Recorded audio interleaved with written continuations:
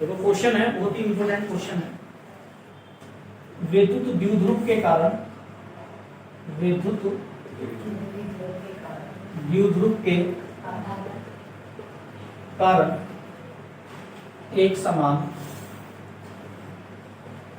समान विद्युत क्षेत्र, एक समान विद्युत क्षेत्र में लगने वाले बल युग्म आघूर्ण या बल आघूर्ण के लिए व्यंजक,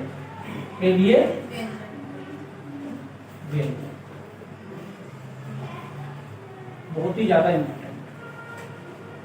विद्युत द्विध्रुव के कारण एक समान विद्युत क्षेत्र में लगने वाले बल आघूर्ण के लिए व्यंजक।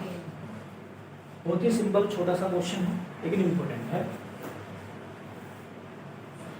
ये कोई एक समान विद्युत क्षेत्र है, एक समान ये कोई विद्युत क्षेत्र है।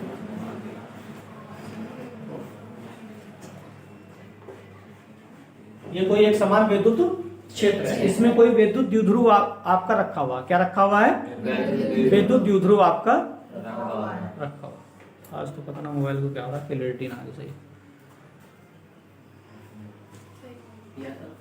तो देखिए इसमें ये क्या है, एक समान विद्युत क्षेत्र है आपका, एक समान विद्युत क्षेत्र है, एक समान विद्युत क्षेत्र है E, है ना। तो इस एक समान विद्युत क्षेत्र में कोई विद्युत द्विध्रुव AB, विद्युत द्विध्रुव AB क्षेत्र की दिशा के साथ, क्षेत्र की डायरेक्शन क्या इस ओर है, तो ये कोई विद्युत द्विध्रुव है आपका AB, है ना। क्षेत्र की दिशा के साथ थीटा कोण बनाते हुए रखा, क्या रखा है? थीटा कोण बनाते हुए हमने रख दिया, मतलब तिर्यक रखा, तिरछा रखा, ठीक। ये क्षेत्र की दिशा के साथ कितना कोण बना रहा है? थीटा कोण। एक तरीके से ये इसका क्या होगा, बेस होगा, आधार, है ना। यहाँ से हम इसको थोड़ा सा डॉट डॉट डॉट करके ये मिला दें, ठीक है ना। क्लियर बात? इस तरीके से लंब हो जाएगा, है ना। आपको पता है कि जो ए बी ये द्विध्रुव है, तो ए बिंदु पर क्या आवेश होता है? प्लस, बी पर क्या होता है? माइनस क्यों आवेश, और इसके बीच की दूरी कितनी होती है? 12 मीटर। तो ये क्या बन गया आपका? विद्युत द्विध्रुव। तो क्वेश्चन हमारा क्या है कि विद्युत द्विध्रुव के कारण एक समान विद्युत क्षेत्र है, सब बल रेखाएं जो है एक ही डायरेक्शन में जा रही है। क्या है? बल रेखाएं होती है, क्या होती है? बल रेखाएं। तो सब एक ही डायरेक्शन में है, तो एक समान विद्युत क्षेत्र, और उसमें कोई हमारा विद्युत द्विध्रुव रखा है, तो उसके कारण जो यहाँ आघूर्ण होगा, बल आघूर्ण, उसके लिए हमें व्यंजक निकालना है। तो देखिए ये कोई ए बी विद्युत द्विध्रुव है, जिसके ए बिंदु पर प्लस क्यों आवेश है, बी बिंदु पर माइनस क्यों आवेश है, जिसके बीच की जो दूरी है वो 12 मीटर है, ठीक है। और जो क्षेत्र की दिशा के साथ थीटा कोण बनाते हुए रखा है, ठीक है। तो होता क्या है? होता ये है कि इस क्षेत्र E के कारण, इस क्षेत्र E के कारण इस प्लस क्यों आवेश पर एक बल लगता है, और माइनस क्यों आवेश पर भी एक बल लगता है। क्योंकि इस क्षेत्र E के कारण जो ए बिंदु पर मतलब प्लस क्यों आवेश पर बल लगेगा, वो लगेगा F बराबर क्यू ई, प्लस का होगा, क्या होगा? F बराबर प्लस का क्यू ई। दूसरा, क्षेत्र के कारण माइनस क्यों आवेश पर जो बल लगता है वो F बराबर माइनस का क्यू ई होता है ना, F बराबर माइनस का क्यू ई। ये दोनों जो बल हैं परिमाण में समान होते हैं, ये जो दोनों बल हैं परिमाण में क्या होते हैं? समान होते हैं, लेकिन विपरीत होते हैं। ये प्लस है, ये माइनस, ये प्लस, ये माइनस, परिमाण में समान है, ठीक है। इसकी डायरेक्शन ये होती है और ये इसकी डायरेक्शन ये ऊपर की होती है, ठीक है ना। प्लस क्यू ई जो बल है, जो इस क्यू चार्ज पर लग रहा है, ये इस डायरेक्शन में लगता है नीचे की ओर, और यहाँ पर ये, ठीक है। तो देखिए ये नीचे, ये ऊपर, तो विपरीत हो गए, लेकिन परिमाण समान है। अगर ये 10 न्यूटन है तो ये भी 10 न्यूटन होगा, ठीक है। तो होता क्या है, क्षेत्र के कारण जब प्लस क्यू और माइनस क्यू आवेश पर प्लस का क्यू ई और माइनस का क्यू ई बल लगता है, अर्थात तो ये दो बल कार्य करते हैं। क्या करते हैं? दो बल कार्य कर रहे हैं। तो ये जो बल होगा, मतलब बलों का जोड़ा होगा, अर्थात इसको बल युग्म कहेंगे। क्या कहेंगे? बल युग्म, ठीक है। दो बल लग रहे हैं ना, तो बल युग्म कहेंगे। तो बल युग्म लगने लगता है इस द्विध्रुव पर। अब इस बल युग्म का जो कार्य होता है वो क्या होता है? इस बल युग्म का कार्य ये होता है कि इस द्विध्रुव को जो अभी क्षेत्र के साथ ऐसे थीटा कोण बना के रखा है, तो इस द्विध्रुव को क्षेत्र की दिशा में लाया जा सकता है, ऐसे करके। ठीक है, अभी ये ऐसे रखा है तो ये नीचे को लगेगा, ये ऊपर को लगेगा, तो इसे घुमाने मतलब घुमाकर इसकी कोशिश ये रहती है, इसका प्रयत्न ये रहता है कि इसको घुमाकर क्षेत्र की दिशा में लाया जा सके। ठीक, और लाया जा सके इसका मतलब जब ये द्विध्रुव ऐसे करके हो जाएगा क्षेत्र की डायरेक्शन में, क्षेत्र की डायरेक्शन भी ये और द्विध्रुव की डायरेक्शन ये, तो थीटा कितना हो जाएगा? 0 डिग्री। क्या हो जाएगा? 0 डिग्री। यदि ये घूमकर ऐसे घूमकर ये ऐसे हो जाए तो 90 हो जाएगा, और अभी तो ये थीटा पर है, या थीटा ये इस समय क्या न्यून कोण है, कोई 45 60 कुछ भी हो सकता है ना, 30 हो सकता है। तो एक तो स्थिति हो सकती है समांतर की भी, जब भी घूमेगा है ना, तो जरूरी नहीं है कि एक बार घूम गई है इसकी दिशा में आ जाए, पूरा भी घूम सकता है, 1 रोटेशन कंप्लीट कर सकता है। जब ये घूमेगा बल युग्म लगेगा तो घूमेगा तो इसमें मैंने अभी बताया सर्कुलर मोशन होगी, तो एक बल आघूर्ण उत्पन्न हो जाएगा। क्या उत्पन्न हो जाएगा? बल आघूर्ण उत्पन्न हो जाएगा। इसी को कहते हैं बल आघूर्ण।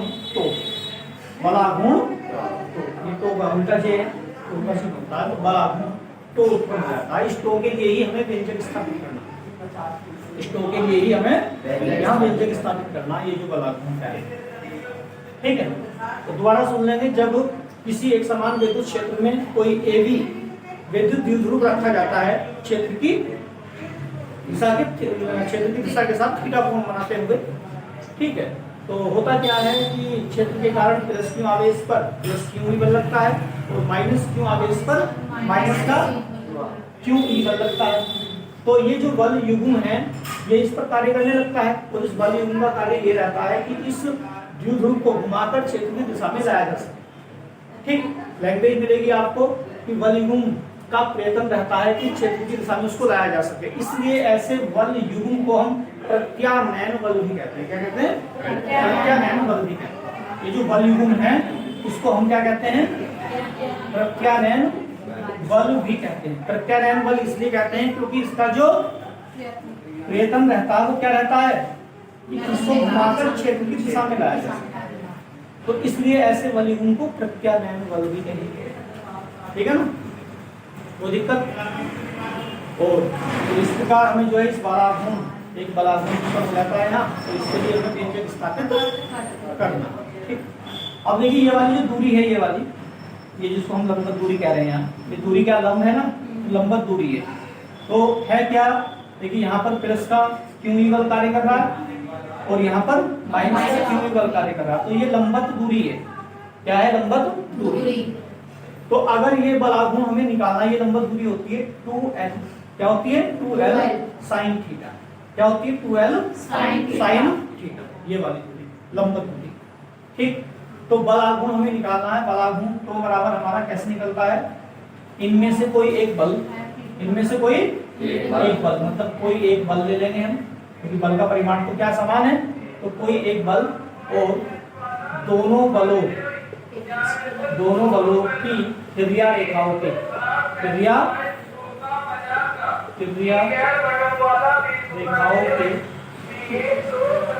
बीच की लंबवत दूरी, ये सूत्र होता है। बलाघूर्ण अगर हमें निकालना है तो क्या होगा? कोई एक बल, इनमें से कोई एक बल और दोनों बलों की, मतलब इस बल और इस बल की, दोनों बलों की क्रिया रेखाओं की, मतलब क्रिया रेखा का मतलब ये नीचे को क्रिया ऐसे बल कर रहा है और ये ऊपर को, तो दोनों बलों की क्रिया रेखाओं के बीच की लंबवत दूरी मतलब ये वाली 2l sin थीटा का गुणनफल, एक बल और ये लंबवत दूरी का गुणनफल ही क्या है? बलाघूर्ण। अगर हम बलाघूर्ण का सूत्र देखें, 11वीं क्लास में आपने पढ़ा है, बल आघूर्ण तो बराबर आपने पढ़ा, इसकी बीमा भी आपने पढ़ी होगी। बल आघूर्ण बराबर क्या होता है? बल गुणा लंबवत दूरी, बल गुणा लंबवत दूरी, इसका सूत्र होता है। 11वीं क्लास में आपने कुछ पढ़ा होगा। तो बल क्या मतलब ये, और लंबवत दूरी कौन सी है? ये वाली। तो ये लंब दूरी क्या है? दोनों बलों की क्रिया रेखाओं के बीच की लंब दूरी है। क्योंकि जो पहला वाला फोर्स है वो यहाँ काम कर रहा है, दूसरा वाला यहाँ काम कर रहा है। ये लंब डाल दिया तो इनके बीच की लंब दूरी 12 sin। चित्र समझ में आ गया? चित्र आ गया समझ में आपको? कर दो साथ से। अब इसके लिए कैलकुलेशन करते हैं। कैलकुलेशन बड़ी सिंपल है, डायग्राम बनाना है, जैसे जैसे बनाया वैसे बना के थ्योरी लिखनी है अपने सबको में काम करना है। तो बराबर कोई एक बल है, मतलब क्यों है, हमेशा प्लस ही लेना, कोई एक प्लस माइनस नहीं लेना। प्लस माइनस ये बताता है कि दिशा को प्रदर्शित कर रहा है बस। तो क्यों ही और दोनों बलों की क्रिया रेखाओं के बीच की दूरी 12 sin थीटा। तो बराबर देखिए इसको 2l है और क्यों है, तो इसको हम क्या लिख सकते हैं? 2ql लिख सकते हैं विद्युत द्विध्रुव आघूर्ण बनाने के लिए।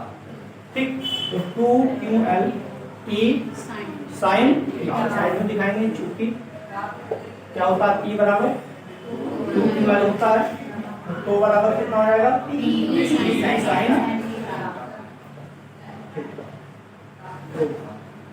सही है? तो क्या है? कुछ भी नहीं है, ये इतनी सी कैलकुलेशन। ये सूत्र याद रखना। सूत्र ये अगर ऐसे याद ना रहे तो इसको जरूर ध्यान में रखना। हमेशा सीधा सीधा बल गुणा लंब दूरी होता है। तो बल मतलब कोई एक बल लेना है यहाँ, लंब दूरी क्या? एक बल प्लस क्यू के लिए काम कर रहा है, एक माइनस के लिए। तो दोनों बलों की क्रिया रेखाओं के बीच की लंब दूरी, बस सूत्र हमारा ये है। कोई एक बल क्यू ही रख दिया, लंब दूरी 12 sin थीटा, क्यू के साथ 12 को लिख दिया 2ql e sin थीटा, तो इसकी जगह p रख दिया p sin थीटा। सही है? अब नोट करें, यदि ये विद्युत द्विध्रुव घूमकर क्षेत्र की दिशा में हो जाए, है ना? अभी बताया मैंने कि थीटा बराबर कितना होगा? 0। अगर विद्युत द्विध्रुव क्षेत्र की दिशा में है या उसके समांतर है तो इसका मतलब थीटा बराबर 0 डिग्री। थीटा 0 होगा तो बलाघूर्ण स्थिति में क्या होना चाहिए? टो बराबर पी साइन 0। तो साइन 0 का मान क्या हो? 0। तो हो गया आपका 0 मतलब शून्य। तो ऐसी स्थिति में कोई भी बलाघूर्ण नहीं रहेगा। क्लियर बात? दूसरा क्या है पॉइंट, यदि बलाघूर्ण क्या हो जाए? लंबवत हो जाए। क्या हो जाए? लंबवत हो जाए। तो थीटा इक्वल टू 90 डिग्री। तो आपका क्या होगा? तो बराबर कितना? पी साइन 90 और तो बराबर कितना? पी साइन 90 का मान 1। और ऐसी स्थिति में तो बराबर पी जो होगा अधिकतम होगा। क्या होगा? अधिकतम। बाकी एंगल बढ़ो या कम हो, ऐसी स्थिति में कमी होगा। बस 90 के लिए सबसे ज्यादा होगा, तो बराबर पी। सही है ना? 180 भी हो सकता है, जब स्थिति ऐसे घूमेगी उसके लिए भी हम कोई भी एंगल निकाल सकते हैं। बाकी ये याद रखना, ये तो है समांतर के लिए। किसके लिए? समांतर के लिए। और ये किसके लिए है? लंबवत के लिए। मतलब जब द्विध्रुव क्षेत्र के समांतर है और जब द्विध्रुव क्षेत्र पर लंबवत है, मतलब क्षेत्र ऐसे है और ये ऐसे हो जाएगी, ये भी है ना? अब 90 है और अगर ये ऐसे हो जाए तो सही है बात? कुछ पूछना है तो पूछो एक बार, देख लो।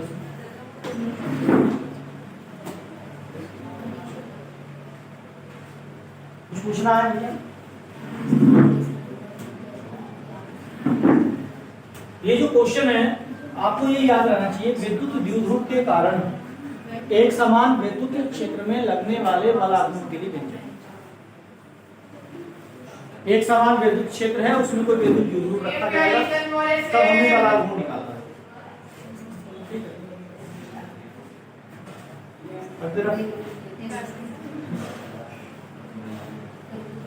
तो दिक्कत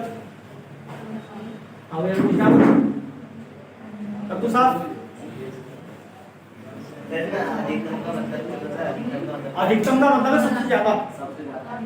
अधिकतम का मतलब सबसे ज्यादा। ये लिखना भी है अधिकतम? हाँ बिल्कुल लिखना। ये जब आप पीडीएफ से नोट करोगे सब कुछ मिलेगा। सर अधिकतम मतलब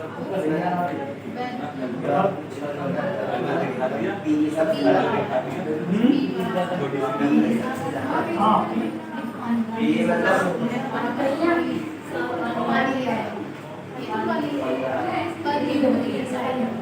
मान याद रहे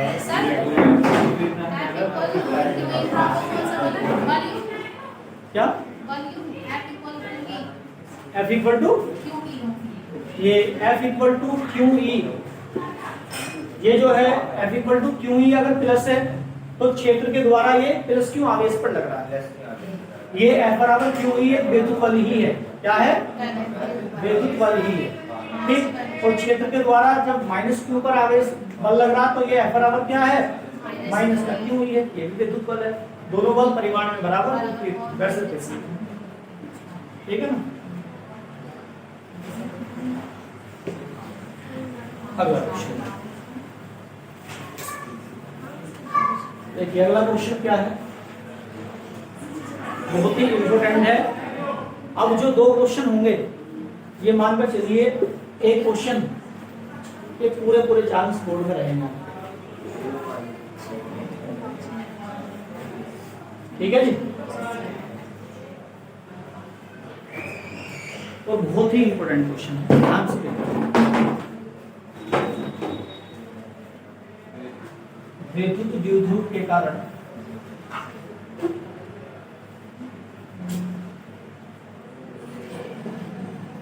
ये कारण,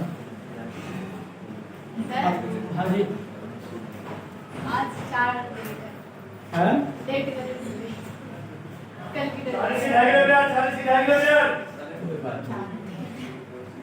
ये तो वैसे भी अपलोड होगी, सही ना आती फोकस ना करना सही। सही अगर हाथ लगा दोगे तो हो जाएगी। ना ठीक चल रही है वैसे ही, लाइट से होगा। लाइट से नहीं, पूरे ये तो बिलिटी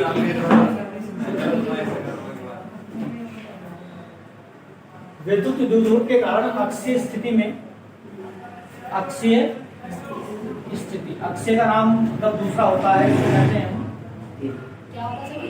अनुदैर्ध्य। ठीक है, ये क्वेश्चन कराया गया होगा आपको स्कूल में, है ना? कराया नहीं आपके स्कूल में? विद्युत द्विध्रुव के कारण अक्षीय स्थिति मतलब अनुदैर्ध्य स्थिति में विद्युत क्षेत्र की तीव्रता गिरी व्यंजक। विद्युत द्विध्रुव के कारण अक्षीय स्थिति मतलब अनुदैर्ध्य में विद्युत क्षेत्र की तीव्रता का व्यंजक,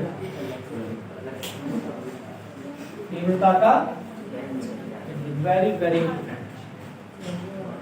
दो क्वेश्चन आते हैं, विद्युत द्विध्रुव के कारण अक्षीय स्थिति और निरक्षीय स्थिति। तो इन दोनों में से कोई एक क्वेश्चन आता है, ठीक है, या तो अक्षीय का है या निरक्षीय का है। तो अक्षीय का मतलब अनुदैर्ध्य होता है, लीनियर मतलब एक ही लाइन में, ठीक है, लीनियर। और अनुप्रस्थ, जब निरक्षीय आएगा अनुप्रस्थ आएगा तो उसका मतलब होता है ऊर्ध्वाधर। क्या होता है? ऊर्ध्वाधर। ठीक है, अभी हम पढ़ रहे हैं अक्षीय स्थिति में मतलब अनुदैर्ध्य स्थिति में विद्युत द्विध्रुव के कारण उत्पन्न विद्युत क्षेत्र की तीव्रता, ठीक है ना। तो देखिए किस तरीके से, बहुत ही इंपॉर्टेंट है।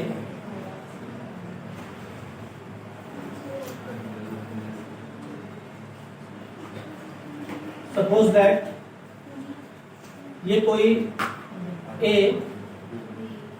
बी द्विध्रुव है आपका, है ना, ये प्लस है, ये माइनस है, क्योंकि विद्युत द्विध्रुव के कारण, इसका मतलब विद्युत द्विध्रुव का तो बहुत महत्व होगा इसमें, है ना। तो प्लस क्यों, माइनस क्यों? आप जानते हैं दोनों के बीच की दूरी कितनी होती है सर? 12। यदि हम बात करें इसके मध्य बिंदु की, मान लीजिए कोई मध्य बिंदु O है, क्या है? O। तो सीधी सी बात है, टोटल दूरी 12 है, तो मध्य बिंदु O है तो ये L हो जाएगी, ये भी टोटल 12। हमें करना क्या है, इस द्विध्रुव के कारण अक्षीय स्थिति में, अक्षीय स्थिति में मतलब एक लीनियर स्थिति में, है ना, मतलब उसी के अनुदिश, उसी रेखा में, उसी रेखा में, या विद्युत द्विध्रुव के अनुदिश। अनुदिश का मतलब होता है की ओर, है ना, वो इधर भी हो सकता है, इधर भी हो सकता है। तो हमें अक्षीय स्थिति में, हमें अक्षीय स्थिति में इस द्विध्रुव के मध्य बिंदु O से, है ना, द्विध्रुव के मध्य बिंदु O से R दूरी पर, R दूरी पर आर दूरी पर स्थित बिंदु कैपिटल पी पर स्थित बिंदु कैपिटल पी पर उत्पन्न वैद्युत क्षेत्र की तीव्रता E कैलकुलेट करें। ठीक है जी। तो देखिए प्लस क्यू आवेश के कारण जब हम बिंदु P पर तीव्रता निकालेंगे तो वो तो होगी E1। क्या होगी E1। और माइनस क्यू आवेश के कारण जो बिंदु P पर तीव्रता निकालेंगे वो होगी E2। लेकिन हमें E1 E2 तो चाहिए ही, लेकिन साथ में हमें E1 E2 से कोई ज्यादा मतलब नहीं है। हमें इस बिंदु P पर ये परिणामी विद्युत क्षेत्र की तीव्रता E चाहिए। क्लियर है बात। और ये जो E है वो E equal to E1 plus E2 से निकलेगा। ठीक है। इसका मतलब E1 और E2 निकालने पड़ेंगे हमें, और जब E1 E2 हमारे पास होंगे तब उनको जोड़ देंगे, हमारी तीव्रता है। क्लियर है बात। तो वैद्युत द्विध्रुव AB के मध्य बिंदु O से स्मॉल r दूरी पर स्थित अक्षीय स्थिति में बिंदु P पर हमें वैद्युत क्षेत्र की तीव्रता E के लिए व्यंजक स्थापित करना है। थ्योरी हम कैसे लिख सकते हैं? माना कोई वैद्युत द्विध्रुव है ना, एक ऐसे माध्यम में स्थित है जिसका परावैद्युतांक कैपिटल A है, और इस द्विध्रुव के बिंदु कैपिटल A पर प्लस क्यू आवेश तथा बिंदु B पर माइनस क्यू आवेश स्थित है, और ये एक दूसरे से 12 मीटर दूरी पर स्थित है। और हमें इसके मध्य बिंदु O से r दूरी पर अक्षीय स्थिति में बिंदु P पर विद्युत क्षेत्र की तीव्रता का व्यंजक स्थापित करना है। ये होगी लैंग्वेज, जैसे चाहो बना के वैसे भी, ठीक है ना। लेकिन ये डायग्राम समझ में आना चाहिए। और इसमें बहुत सारी चीजें हैं। देखिए जब हम बिंदु A पर रखे प्लस क्यू आवेश के कारण, मतलब Q से P पर तीव्रता निकालेंगे E1, तो हमें A से P तक की दूरी चाहिए। हमें A से P तक की दूरी चाहिए, मतलब AP चाहिए, है ना। एक तो बात ये। दूसरी बात ये है कि माइनस क्यू आवेश के कारण बिंदु P पर तीव्रता निकालेंगे, वो होगी E2। ये दोनों तीव्रताएं विपरीत होती हैं। क्या होती है? एक दूसरे के विपरीत होती है। ठीक है। तो देखिए यहाँ पर माइनस क्यू आवेश के कारण P पर तीव्रता निकालेंगे, तो इसका मतलब क्या है? B से P, B से P, मतलब ये BP और ये AP दूरी हमें चाहिए। अब वो दूरी इस डायग्राम में स्पष्ट है लिखी हुई। अब आपको ये देखकर मुझे बताना है कि इसमें ये AP कितना होगा R माइनस और BP कितना होगा AP। ठीक है। AP अंशु बताओ कितना होगा AP? A से P तक AP, ध्यान देना सभी, इसको बहुत इंपॉर्टेंट है। A से P तक, अगर वहां दिखाई नहीं दे रहा हो तो सामने बैठ दो आप। A से P तक देखिए द्विध्रुव की लंबाई 12 मीटर है, 12 मीटर है ना, और इसके मध्य बिंदु से r दूरी पर बिंदु P है, और हमें निकालनी है A से P तक की दूरी। तो कैसे निकलेगी? है देखो यहाँ से यहाँ तक दूरी कितनी है? ये r है, और ये दूरी इतनी जो है इतनी, यहाँ से इधर वाली l कम होगी तो इधर की तो r माइनस l बचेगी, तो r माइनस l। ये हमें ध्यान रहना चाहिए। अगर यहाँ हमने गलती कर दी कुछ तो फिर क्वेश्चन नहीं होगा। r minus l। दूसरा B से P तक की दूरी, देखो ये यहाँ से यहाँ तक इतनी 12 तो है ये। अब टोटल दूरी बतानी है हमें। 12, ये तो 12 है, लेकिन 12 का इसमें यूज नहीं करना आपको, बड़ा ऐसे निकलेगी नहीं। तो ये टोटल देखिए ये दूरी कितनी है? यहाँ से यहाँ तक r, और इधर कितनी फालतू है इसमें l, तो r प्लस l। नहीं भैया, r प्लस l। समझ में आ गई बात? ये दूरी कितनी r और कितनी एक्स्ट्रा कितनी हो रही है? l हो रही, तो r प्लस l। ये r प्लस l होगी, r माइनस l होगी। ये डायग्राम अगर आपने बना लिया और इसकी बस बात में जैसे थ्योरी है वैसे भी तो काम। अब कैलकुलेशन करें, तो देखो कैलकुलेशन कैसे करें। प्लस क्यों आवेश के कारण, प्लस क्यों आवेश के कारण बिंदु कैपिटल P पर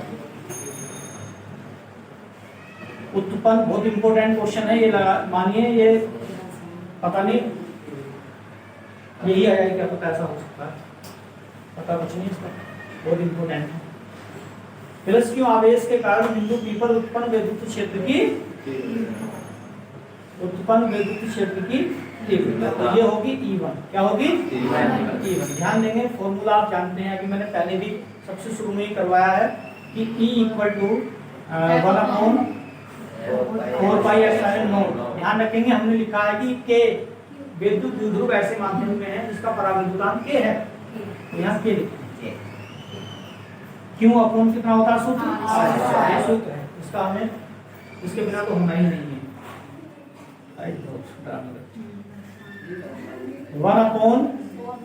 1/4πε0 K, ठीक है जी। और क्यों अपॉन प्लस है ना, तो लिखने की जरूरत नहीं है। R स्क्वायर का मतलब क्या? AP, ये मैं लिख रहा हूँ यहाँ AP स्क्वायर। AP का मतलब है A tends to P, A tends to P, इसका मतलब ये है A से P तक की दूरी AP, ठीक है ना। और AP का मान आप जानते हैं, आर तो सर जी ओपी है, ओपी ओ से पी तक है ना, हम निकाल रहे हैं प्लस क्यों आवेश के कारण P पर, और प्लस क्यों आवेश किस बिंदु पर है? A पर, तो हमें A से P तक की चाहिए, ठीक है। और जब माइनस क्यों आवेश के कारण बिंदु P पर निकालेंगे तो हमें B से P तक की चाहिए, मतलब माइनस का क्यों B पर है ना, सही बात। उसके बाद E1 इक्वल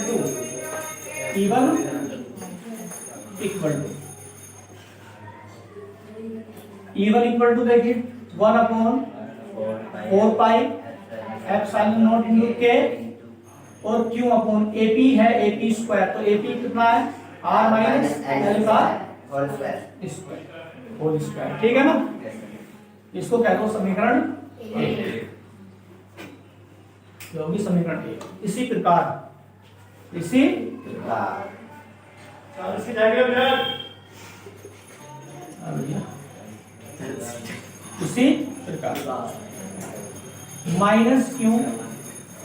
माइनस क्यू आवेश के कारण बिंदु कैपिटल P पर उत्पन्न वैद्युत क्षेत्र की तीव्रता E2 है ना, तीव्रता E2। घर जाकर चाहे समय कितना भी लग जाए, जितने क्वेश्चन यहाँ कराए जा रहे हैं उनकी प्रैक्टिस जरूर कर लेना, ठीक है। फर्स्ट फिजिक्स में अगर आपने थोड़ी सी भी इसमें गड़बड़ कर दी, घर जाके रिवाइज नहीं किया तो दिक्कत देगी, क्योंकि कहीं ना कहीं सेकंड फिजिक्स से बच्चों को, मुझे तो खैर नहीं, बच्चों को लैंग्वेज टफ लगती है इसकी, और ऐसा है वैसे थोड़ा, ठीक है ना।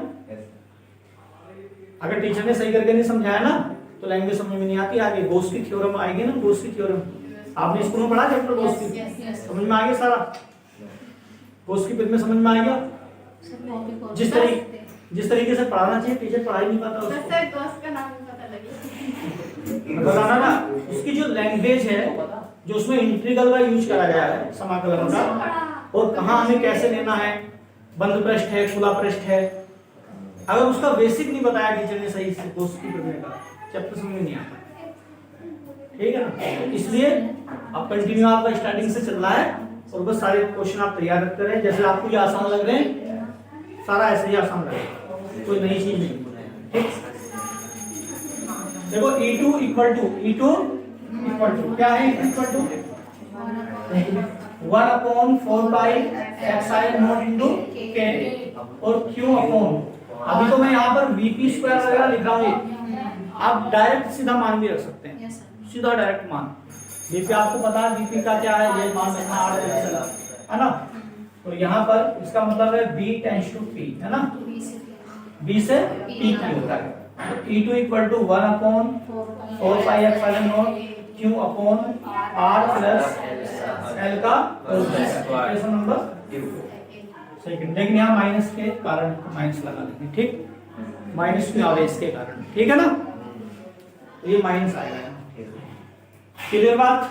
उसके बाद हमें E1 E2 तो चाहिए ही, लेकिन हमें नेट तीव्रता चाहिए, परिणामी तीव्रता चाहिए E, और E कैसे निकलेगी? दोनों को जोड़ना पड़ेगा। तो लिखेंगे तो बिंदु कैपिटल पी पर उत्पन्न परिणामी वैद्युत क्षेत्र की तीव्रता कैसे निकलेगी? Equal to E1 plus E2। ध्यान देंगे ये माइनस की वैल्यू है, प्लस की, प्लस माइनस माइनस हो जाएगा। एक तो प्लस माइनस E1 का मान जो का त्यों रखोगे, और जब ये E2 का रखोगे तो ये माइनस इसको माइनस कर देगा ना। तो E इक्वल टू E1 कितना है? 1/4 पाई एप्सिलॉन नॉट और Q upon R minus L का whole square minus plus minus, ठीक। 1/4 pi epsilon naught into K और Q upon R plus L का होल स्क्वायर। इतनी बात समझ में आ गई? इससे आगे ये कैलकुलेशन ही है, सबके पास ज्यादातर मैथ ही है यहाँ, है ना, तो कोई दिक्कत नहीं होगी। देखो क्या करेंगे, यहाँ से कॉमन, एक तो Q कॉमन आ रहा है और 4 pi epsilon naught into K common आ रहा है, तो यहाँ से कॉमन ले लो आप। ये आएगा common Q upon 4 pi epsilon naught into K और अंदर बचेगा 1 अपॉन R माइनस L का whole square minus 1 upon R plus L का होल स्क्वायर। बचेगा नहीं बचेगा? उसके बाद देखिए यहाँ पर अगर ये स्क्वायर ना होता, R माइनस L और R प्लस L होता, तो आप जानते हैं a square minus B square है, लेकिन स्क्वायर है तो a square minus B square का भी होल स्क्वायर है, ठीक है ना? हो जाएगा नहीं हो जाएगा? लेकिन उसको मैं बाद में लिखूंगा, अभी पहले इसको हम ऐसे लिखेंगे E equal to Q upon 4 pi epsilon naught into K और यहाँ आपने एलसीएम लिया R माइनस L का whole square into R plus L का होल स्क्वायर। हमने भी अलग अलग ही लिख लिया, वरना हम फॉर्मूले में बोल सकते थे, उसको अभी लाइन में कर देंगे क्योंकि यहाँ ये एलसीएम लेके करना ना भाग।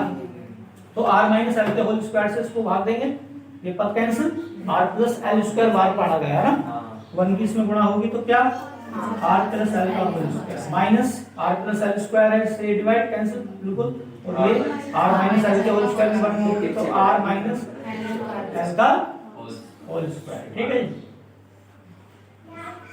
ये आ गया, इसे साफ कर दें क्या? एक बार देखना हो तो देख लो, थोड़ा और समझना हो।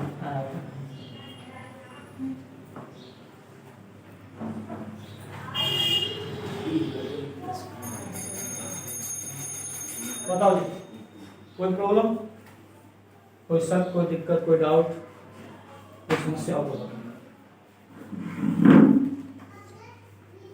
घर पर आज ही जाकर क्वेश्चन ये करने पड़ेंगे आपको नोट, ठीक है ना? आप नोट करेंगे पीडीएफ से तो समझ के नोट करें, ध्यान देंगे। कई जगह उसमें पीडीएफ में मैंने बाद में देखा है, कहीं अगर ये कैपिटल, कहीं पे कैपिटल के को स्मॉल के भी दिखाया है तो उसको आप कैपिटल के कर देना, आप समझ गए यहाँ सारी चीजें, ठीक है ना? गुलाम के नियम में भी उन्होंने स्मॉल के दिखा रखा है, ये जगह कैपिटल के को, ठीक है ना? वो लिखने में गलती हो जाती है, इसलिए उसको सही कर लें आप, यहाँ समझ लें, करते हैं साहब इसे।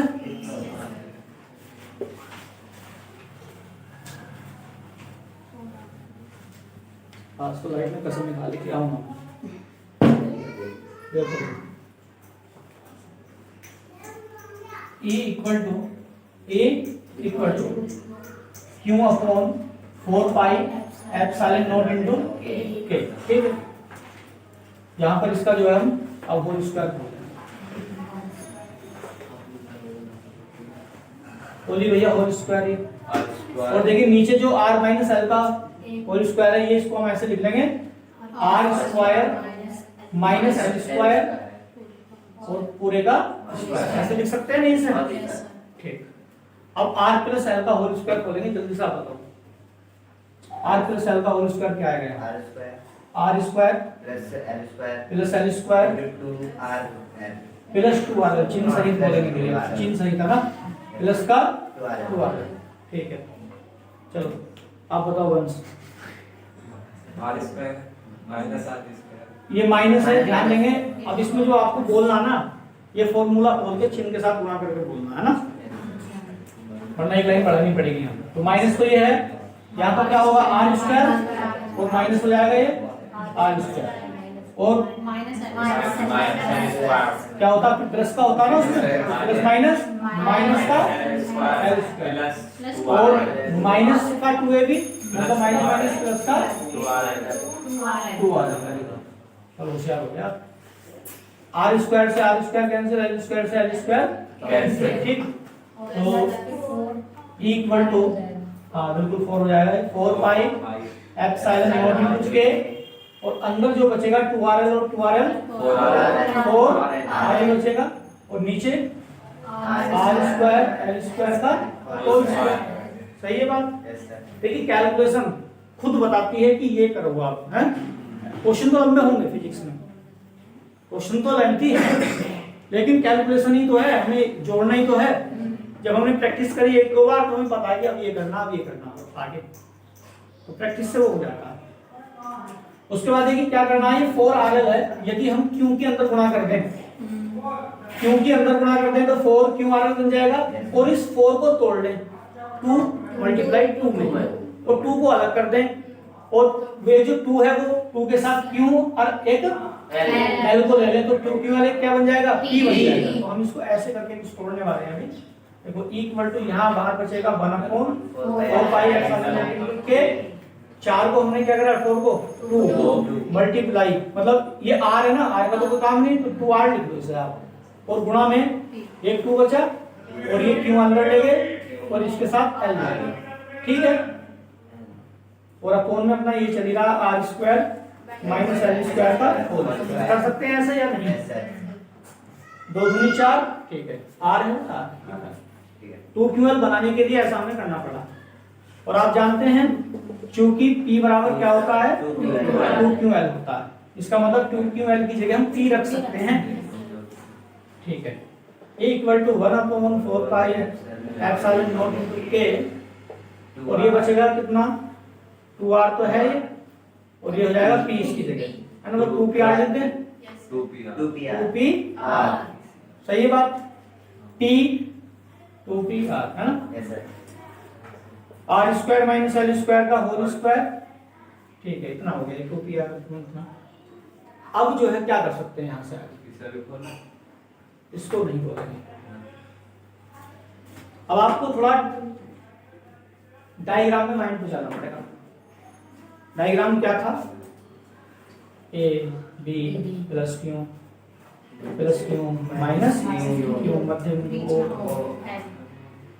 इस ओ से ये r दूरी पर p, जिस पर e निकालना था, ऐसे तो था, ये लंबाई है ये l, और ये टोटल कितनी थी, ये टेम्परेरी मैंने डायग्राम सा बना दिया इसका, है ना।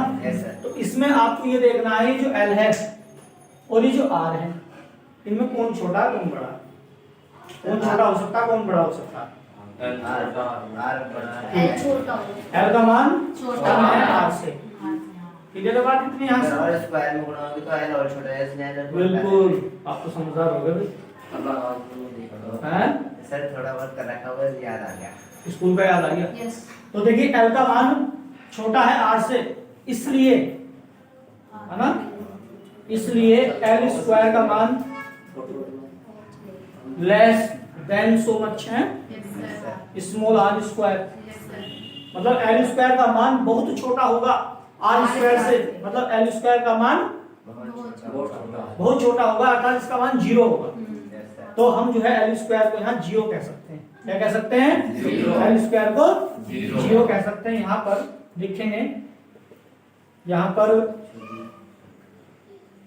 यदि l का मान r से छोटा है तो l स्क्वायर का मान अत्यंत छोटा होगा r स्क्वायर की सीमा में, तो इसका मतलब ये है कि l स्क्वायर का मान 0 है। वैसे तो किताबों में अगर वैसे देखेंगे तो बहुत बड़ी भाषा इसकी लिखी रहती है, एक दो जगह आपको मिल जाएगी, पीडीएफ में मैंने लिखवा रखी है, लेकिन जनरली इसे आप ऐसे लिखें कि अगर l का मान छोटा है r से तो l स्क्वायर का मान भी r स्क्वायर की तुलना में बहुत छोटा होगा, इसलिए l स्क्वायर बराबर नगण्य होता है, मतलब 0, और ये क्या हो जाएगा 0 लिख देंगे।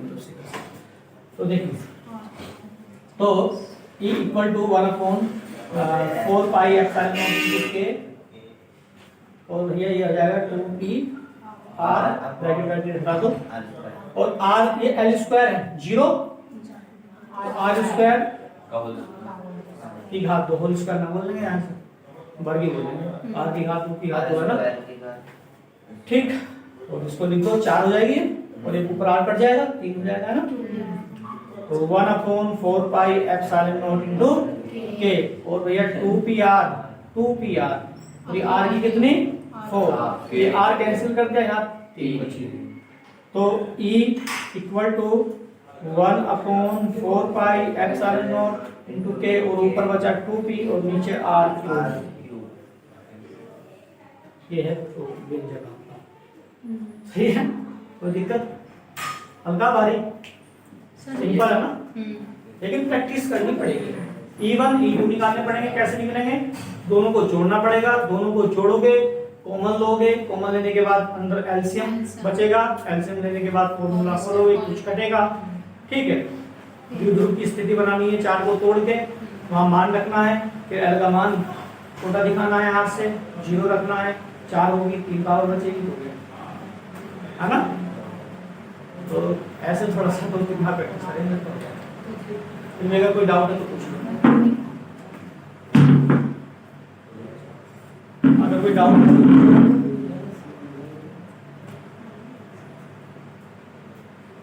क्वेश्चन इंपोर्टेंट है, थोड़ा कैलकुलेशन तो ज्यादा है ना, वो तो इससे ज्यादा सोल्व नहीं कर सकते, इससे सोल्व नहीं कर सकते।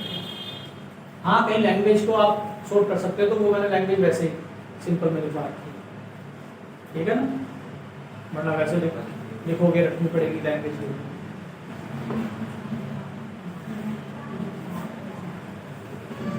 अभी शुरू हुई है फर्स्ट फिजिक्स, तो अभी टॉपिक ज्यादा नहीं हुई आपकी कॉपी में, यदि आप इसको पेंडिंग करेंगे वर्क को, नोट करने में भी, लिखने में भी और याद करने में भी, दोनों तरीके से अगर पेंडिंग रखोगे तो फिर दिक्कत है, सही है ना।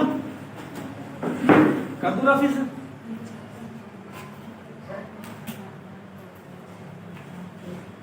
चलो सर एल स्क्वायर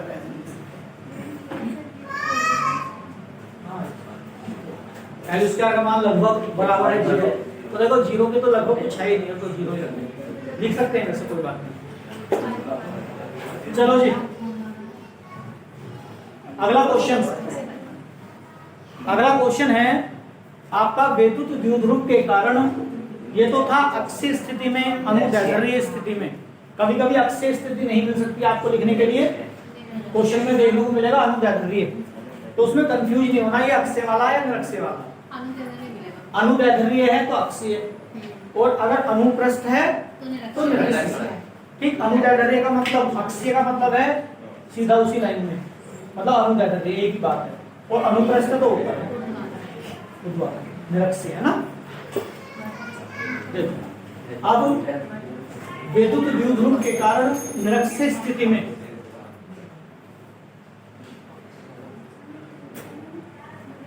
ये क्वेश्चन और देखना है, यही हो पाएगा आज तो, है ना, लेकिन यहां तक आप कंप्लीट कर लेना। वैद्युत द्विध्रुव के कारण निरक्षीय स्थिति में, निरक्षीय स्थिति, निरक्षीय को क्या बोलते हैं, अनुप्रस्थ,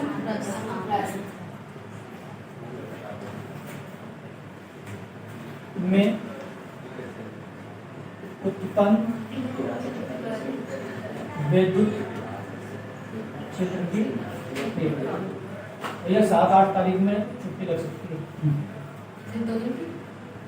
है क्या, वो अचानक से वृंदावन टूर ये विचार है, है वृंदावन मथुरा 7 और 8 तारीख में। अब ये थोड़ा इसलिए छुट्टी 7-8 तारीख में होगी, जो भी वर्क आपको कराने को उसका है जाऊंगा ना, 7-8 तारीख में हाँ छुट्टी करनी पड़ेगी ना, इसलिए मैं बता दूं 7 और 8 तारीख, 7 में सुबह जाना है, 8 की शाम को आना है, इसलिए 2 दिन तो लग जाएगी, ठीक है। तो देख लिया, फिर देख लो भैया। वैद्युत द्विध्रुव के कारण निरक्षीय स्थिति में उत्पन्न विद्युत क्षेत्र की तीव्रता। ठीक,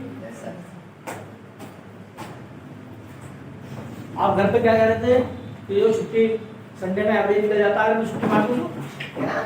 अगर मैं आप छुट्टी कर दें किसी दिन स्कूल में ट्यूशन में ना जो जाए, सर थोड़े से लेट हो जाते हैं, फिर हमारे दिमाग में कुछ मुझे ऐसे सूचना मिलेगी कि अगर कोई बच्चा छुट्टी कर दे किसी दिन तो वो संडे में पूरा हो जाए। नहीं ऐसा नहीं, मैं कहता है अगर सर जी तो आपका थोड़ी पूरा हो जाएगा, उसका एवरेज सर संडे में निकालते हैं। हाँ, ये बोला था। चलो जी। तो वैद्युत द्विध्रुव के कारण निरक्षीय स्थिति में उत्पन्न विद्युत क्षेत्र की तीव्रता देनी चाहिए। ठीक है, बहुत ही इंपॉर्टेंट है। ये मानकर चलिए एक क्वेश्चन के चांस है 99%। और हल्का क्वेश्चन है, ज्यादा भारी नहीं है। किसी को नींद आ रही हो तो बताओ, पानी वानी पीना हो तो पानी वानी पी सकते हैं आप।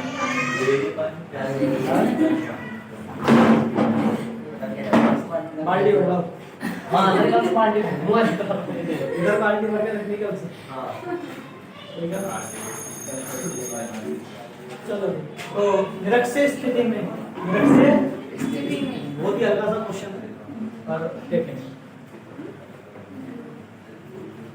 क्या हुआ भैया। देखो आप पढ़ते पढ़ते थक जाओगे, लेकिन मैं पढ़ाते पढ़ाते नहीं थकूंगा। ठीक है ना, इसलिए जो है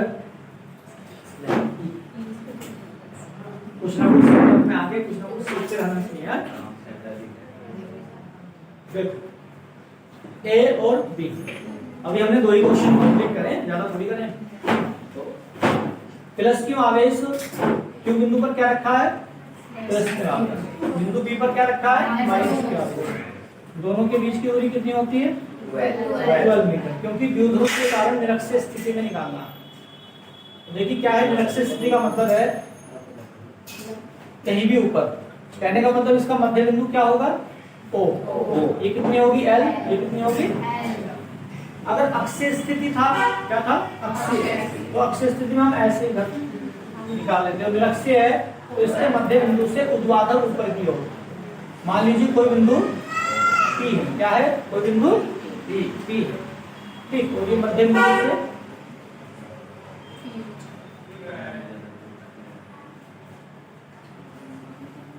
ये कितनी दूरी पर है, आर दूरी पर है, मध्य बिंदु से। द्विध्रुव के मध्य बिंदु ओ से निरक्षीय स्थिति में किसी कैपिटल पी पर हमें उत्पन्न विद्युत क्षेत्र की तीव्रता के लिए व्यंजक स्थापित करना। और इतनी बात तो कॉमन है समझ।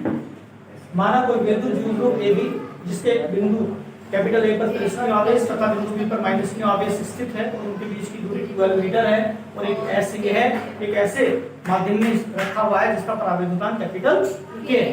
ठीक है, और हमें इसके मध्य बिंदु ओ से निरक्षीय स्थिति में स्मॉल आर दूरी पर स्थित बिंदु के पर विद्युत क्षेत्र की तीव्रता का व्यंजक स्थापित करना। सही है बात। तो देखिए ऐसे ही वही प्रोसेस चलेगी, प्लस क्यू आवेश के कारण बिंदु पी पर तीव्रता है ना।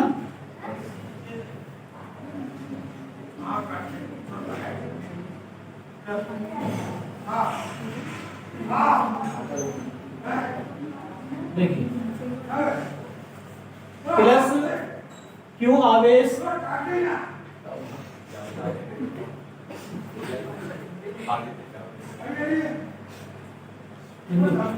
तो देखिए प्लस क्यू आवेश के कारण बिंदु ई पर जो तीव्रता है वो होगी कितनी, कितनी होगी, E1 होगी। ठीक है, उसके बाद माइनस क्यू के कारण जो तीव्रता है ना, क्यू के कारण जो तीव्रता है वो आपकी क्या होगी, E2 होगी। ध्यान रखेंगे यहाँ पर इसकी जो डायरेक्शन है वो विपरीत होगी, ये क्या होगी, E2 नीचे की ओर।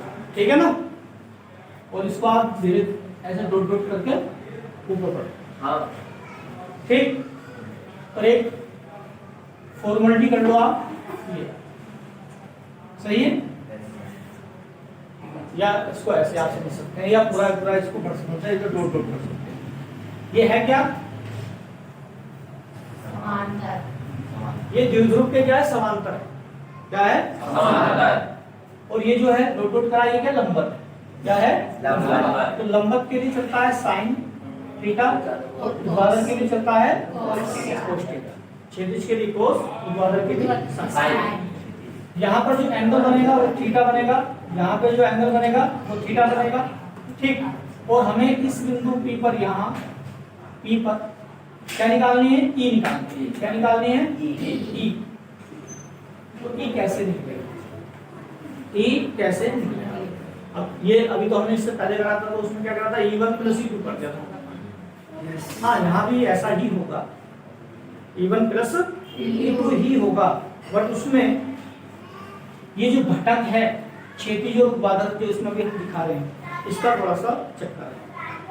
वो क्या है कि ये जो साइन थीटा जो लंबवत घटक है, लंबवत घटक है, ये साइन थीटा, ये साइन थीटा, ये तो एक दूसरे को कर देते हैं निरस्त, कैंसिल। क्या कर देते हैं? कैंसिल। तो यहाँ पर केवल ये क्षैतिज घटक बचता है।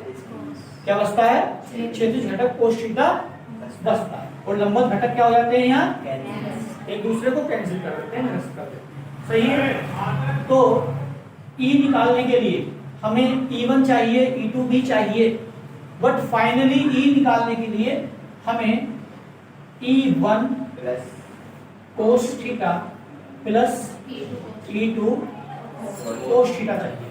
कहने का मतलब ये कि फाइनली फॉर्मूला है E अगर आपको निकालना है तो E1 cos theta plus E2 cos theta करना पड़ेगा, और यह करने के लिए हमें E1 और E2 का मान निकालना पड़ेगा, और साथ में कोस थीटा का मान भी निकालना पड़ेगा।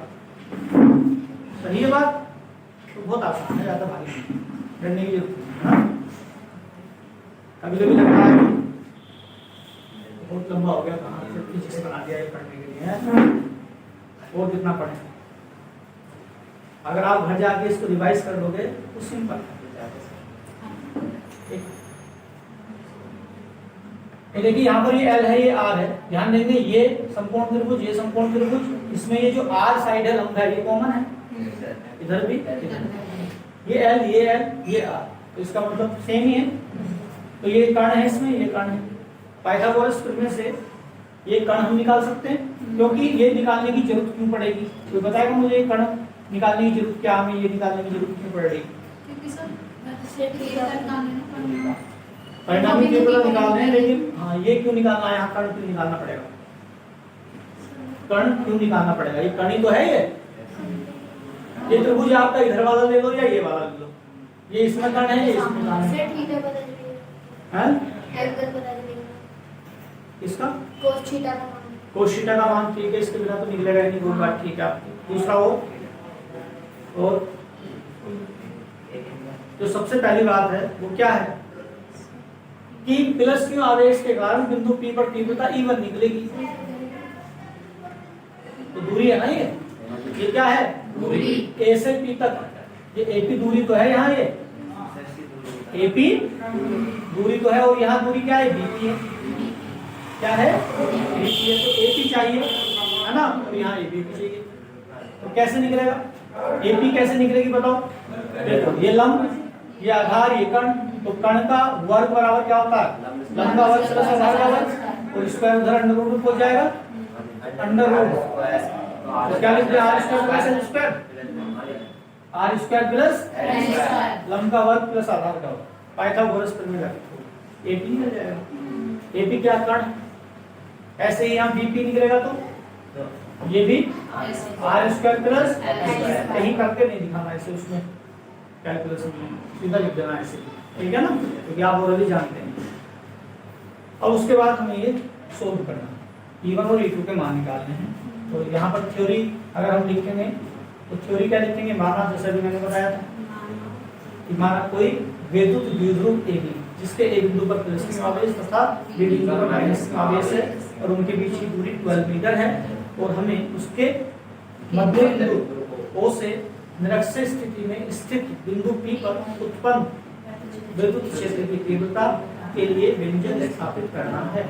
बस पर्याप्त। और एक लाइन और इसमें लिख सकते हैं कि ये विद्युत द्विध्रुव कैपिटल के परावर्तन वाले माध्यम में स्थित है। थ्योरी को कहीं भी लिखो, आगे पीछे दो चीजें आ जानी चाहिए, ठीक है ना। डायग्राम बन जाए, थ्योरी आपने लिख दिया, पूरे नंबर। उसके बाद क्यों ये आप लिख ही लेंगे प्लस क्यों आवेश के कारण, प्लस क्यों आवेश के कारण बिंदु कैपिटल P पर उत्पन्न विद्युत क्षेत्र की तीव्रता। भैया कोई दिक्कत? आवाज नहीं, अगर कुछ पूछना तो पूछो। उत्पन्न विद्युत क्षेत्र की तीव्रता E1 बराबर, फॉर्मूला वही लगेगा जो भी पीछे हमने पढ़ा है। क्या फॉर्मूला पढ़ा है? कौन सा फॉर्मूला लगेगा इसमें? E बराबर A मतलब E1 बराबर 1/4 pi epsilon naught into में K Q upon R square। क्यों? तो 1/4 pi epsilon naught Q upon R square मतलब यहाँ AP स्क्वायर। फॉर्मूला आप जानते हैं, कोई दिक्कत नहीं लिखने की। नेक्स्ट टू तो E1 बराबर 1/4 pi epsilon naught into K Q upon AP मतलब under root R square plus L square. Under root R square plus L square का ये वर्ग हो गया ना। यहाँ से ये इससे कैसे काट के निकला ना। E1 equal to 1/4 pi epsilon naught Q upon R square plus L square bracket में कितना करना यहाँ तक करना है, उसको इक्वेशन कैसे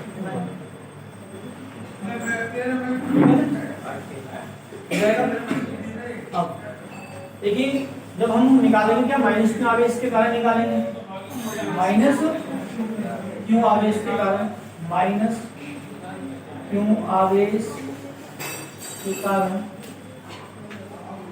बिंदु कैपिटल P पर उत्पन्न विद्युत क्षेत्र की तीव्रता E2 क्या होगी? 1/4 pi epsilon naught into K। बस यहाँ पे यही गलती नहीं करनी, माइनस क्यों नहीं आएगा क्योंकि यहाँ पर ये E2 की डायरेक्शन ये ना होकर ये क्या है इधर विपरीत, तो ये माइनस क्या है फिर पॉजिटिव हो जाएगा। तो यहाँ पॉजिटिव ही रखना आपको, इसलिए यहाँ पर नहीं दिखाना है। तो Q अपॉन क्या है BP स्क्वायर। तो ये ध्यान रखना, यहाँ गलती कर देते हैं बच्चे मेरे से, इसलिए यहाँ माइनस लिख देंगे फिर प्लस माइनस माइनस क्या आएगा क्वेश्चन कर। यहाँ ध्यान रखना है ये डायरेक्शन ना होकर ऐसे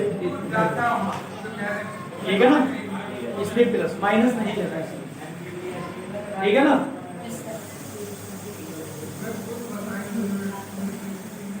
अब देखिए E2 equal to 1/4 pi epsilon naught Q upon BP same है R square plus L square, ठीक है। यही तो है बस, क्योंकि BP का मान रखोगे अंडर रूट में तो यही आ जाना है। यहाँ पे एक लाइन शॉर्ट कर दिया हमने, अंडर रूट में रख के सीधा रख दिया हमने, स्क्वायर काट किया ना। आप देख रहे हैं सेम सेम दोनों ही सेम। अभी E1 हमारे पास है, E2 हमारे पास है। अभी हमें कोस थीटा के मान की जरूरत पड़ेगी, तो सबसे पहले कोस थीटा बाद में निकाल लेंगे। अभी पहले आप जो है ये निकालिए, या पहले निकालना चाहते हो पहले भी निकाल सकते हो कोस थीटा, फिर एक साथ मान कर दो तो भी हो जाएगा, या फिर बाद में निकाल लेंगे। तो बिंदु कैपिटल P पर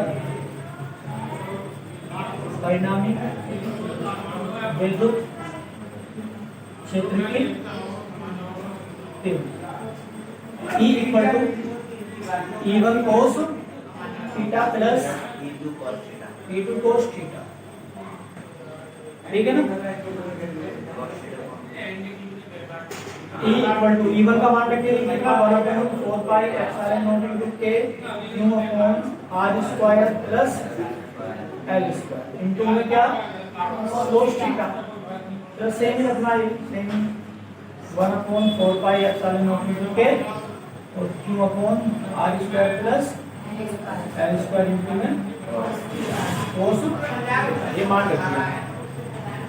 आपको पता है यहाँ क्वांटिटी, ये चीज और ये चीज सेम ही, सेम है ना, तो हम इसको ऐसे लिख सकते हैं 2, क्या लिख सकते हैं 2 लिख सकते हैं 1/4 pi epsilon naught into K, ठीक है,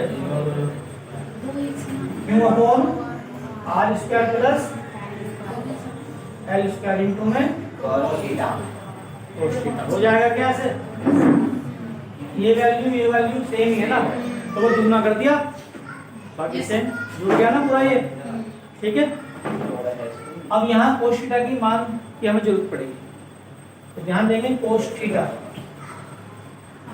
इक्वल टू आधार बटे कर्ण, तो कोस थीटा इक्वल टू आधार बटे कर्ण, आधार कितना है L और कर्ण कितना है एल बटे under root R square plus L square, या cos theta equal to L upon R square plus L square की पावर 1/2 लिख सकते हैं क्या। तो ये कोस थीटा का मान यहाँ साइड में दिखा या नीचे लिख सकते हैं जहाँ, ठीक है ना।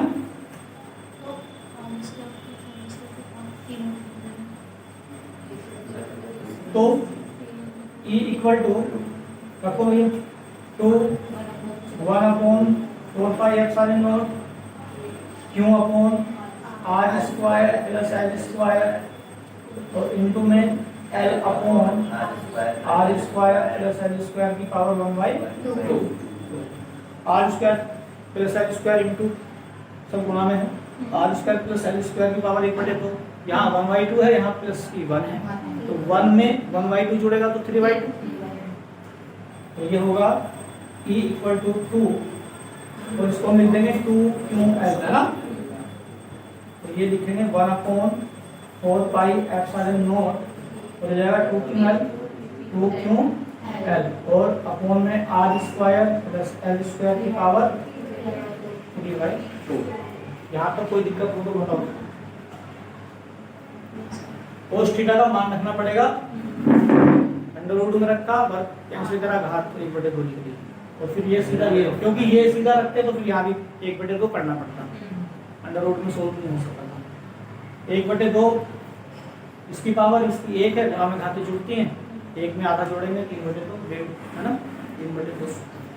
2QL क्या है, किसका मान है, चूंकि E बराबर 2QL, तो E equal to 1/4 pi epsilon naught और P upon R square plus L square की पावर 3/2। जब ऐसे करके यहाँ तक सोल्व हो जाए और R square plus L square की कंडीशन हो तो वही नियम लागू होगा जैसे कि हमने एक्स में करा था कि एल का मान छोटा है आर से, तो एल स्क्वायर का मान भी अत्यंत छोटा होगा आर स्क्वायर की तुलना में, ठीक है ना। यहाँ तक अगर कोई डाउट है, कोई समस्या है, समझ में नहीं आई होगा, 3/2 जो इसकी घात, ठीक है बिल्कुल। देखिए यहाँ R square plus L square bracket में है into L upon R square plus L square लिखा हुआ है और इसकी घात है 1/2। देखो यहाँ R square plus L square, R square plus L square same है ना, और जो चीजें सेम होती हैं, तो जो आधार सेम होता है तो क्या करते हैं, घातें उनकी जुड़ती हैं या घटती हैं चिन्ह के हिसाब से। तो ये कितना है 1/2 प्लस है, यहाँ 1/2 यहाँ क्या है, ये प्लस का, ये तो एक में आधा जोड़ोगे, अगर 1 प्लस 1/2 करोगे तो कितना आएगा 3/2। 1 प्लस 1.5 का मतलब ये क्या, 1.5 तो है, 1.5 मतलब 3/2, एल्सियम लेके कर दिया ये 3/2 और 3/2 घात लगा दी, R square plus L square की कितनी 3/2 घात आ गई, गुणा में घातें जुड़ के R square plus L square की घात 3/2 और 2QL की जगह P, तो E बराबर ये स्टेप आ गया। अब इससे आगे भी थोड़ा सा करना है, क्या करना है कि एल स्क्वायर का मान आर स्क्वायर की तुलना में बहुत छोटा होगा, सही है। कुछ पूछना हो तो है ना, चित्र आप देख लीजिए है ना, और कोई कैलकुलेशन अगर कहीं कुछ दिक्कत हो तो भी आप देख लीजिए है ना।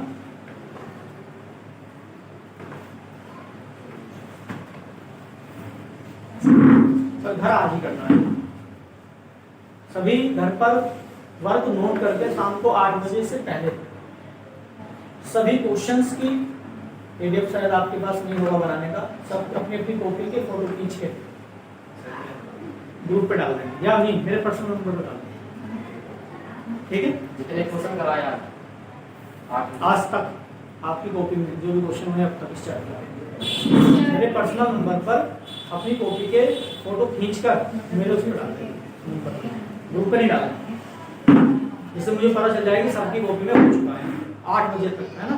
आ जाते करते हैं ऑफिसर।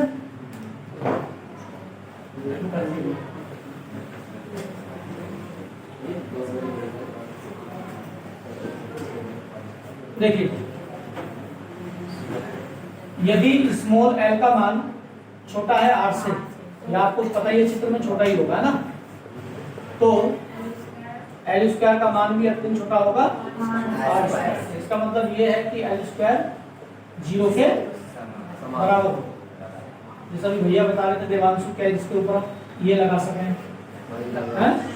लगभग बराबर है 0 के, ठीक है ना, क्योंकि बिल्कुल 0 शायद हो भी सकता है लेकिन जरूरी नहीं कि 0 हो, हाँ लगभग बराबर 0 हम कह सकते हैं ना। तो l बराबर l स्क्वायर बराबर 0 या लगभग का लगा के दोनों चीजें सही हैं, लिख सकते हैं।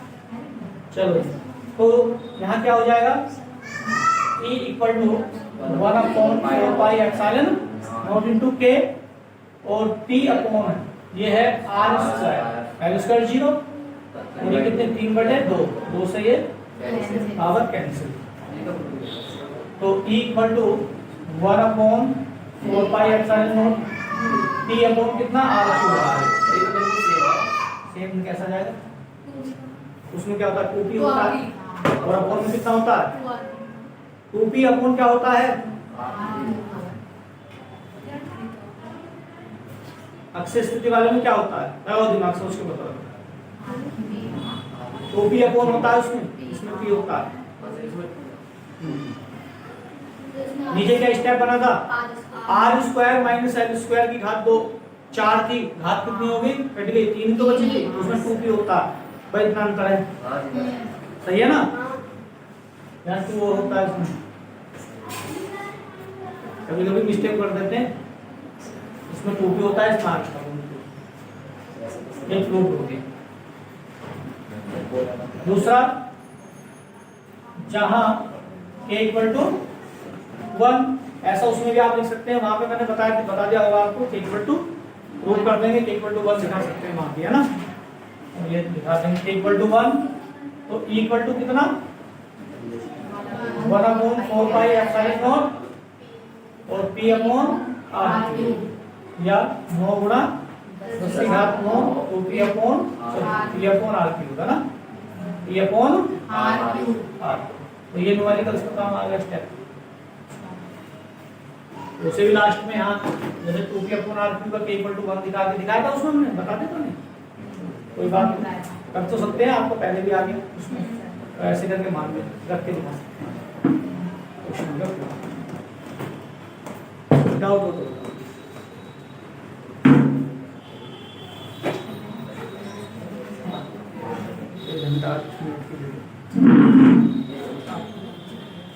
कोई अगर डाउट हो तो बताइए, कोई समस्या हो तो मुझे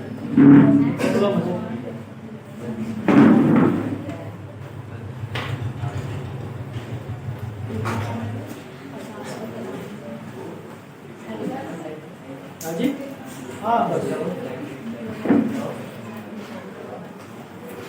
मैं आगे और भी कराऊंगा तो फिर फायदा नहीं है, आपके माइंड से सारी चीजें बाहर होंगी, ठीक है ना। तो वैद्युत द्विध्रुव और आघूर्ण सबका क्लियर हो गया था। अभी थोड़ी ये वीडियो अपलोड की थोड़ा बात होनी थी, तो इसमें वो आया होगा, चलो एक बात तो बताया मुझे क्लियर, जिसको कॉन्फिडेंस है कि वैद्युत द्विध्रुव क्या होगा, ये वाला पार्ट इसमें हो रहा है थोड़ा सा वीडियो में। वैद्युत द्विध्रुव क्या है, कोई बताएगा मुझे, अभी मैंने बताया था उससे पहले वैद्युत द्विध्रुव पहला टॉपिक,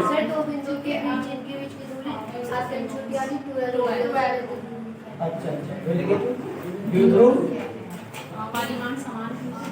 आघूर्ण। वैद्युत द्विध्रुव क्या है कि भाई हिमांशु आप लेट आए देख लो एक बार, ये ए बिंदु, दो आवेश हैं विपरीत प्रकार के, प्लस क्यू और एक माइनस क्यू, दोनों एक दूसरे से कितनी दूरी पर हैं? 2l मीटर की दूरी पर हैं। यदि कोई ऐसा निकाय, ठीक है, जिसमें कोई दो बिंदु आवेश हैं और वो एक दूसरे से 12 मीटर की दूरी पर हैं, तो उसे कहेंगे हम विद्युत। या समान व विपरीत प्रकार के आवेश यदि एक दूसरे से 12 मीटर की दूरी पर हैं तो क्या होगा? वो विद्युत द्विध्रुव कहलाता है। सही है। इसका जैसे एग्जांपल है HCl है और H2O है, N2O है, O2O है, He ले सकते हैं, हीलियम, है ना, काफी हैं और बहुत सारे हैं। और दूसरा विद्युत द्विध्रुव आघूर्ण क्या होता है कि जो ये निकाय है आपका, ये जो निकाय है, इस निकाय में कोई एक आवेश और उन आवेशों के बीच की दूरी, अल्प दूरी का गुणनफल ही विद्युत द्विध्रुव आघूर्ण स्मॉल p कहलाता है। तो p बराबर q मल्टीप्लाई मात्रक कूलम इनटू बस। ठीक है, नोट कर लेना आप।